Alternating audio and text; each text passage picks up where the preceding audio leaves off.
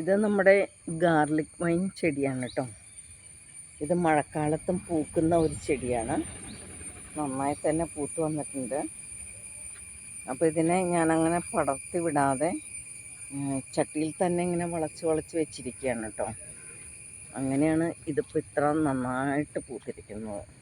ഇതങ്ങനെ ചെയ്യുമ്പോൾ എനിക്ക് തന്നെ ഉറപ്പുണ്ടായിരുന്നില്ല അതങ്ങനെ പൂവുണ്ടാവും, ഇങ്ങനെ ചട്ടിയിൽ വളച്ച് വെച്ചിരുന്നാൽ പൂക്കളുണ്ടാവും എന്ന് എനിക്ക് തന്നെ അറിയാനുണ്ടായില്ല കേട്ടോ. ഞാനൊരു പരീക്ഷണം നടത്തിയതാണ്.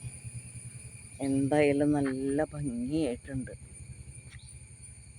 ലൈറ്റ് വയലറ്റ് പൂക്കളാണ് ഇതിൻ്റെ. അപ്പം നമുക്ക് ചട്ടിയിലും വളർത്താൻ കേട്ടോ ഗാർലിക് വൈൻ.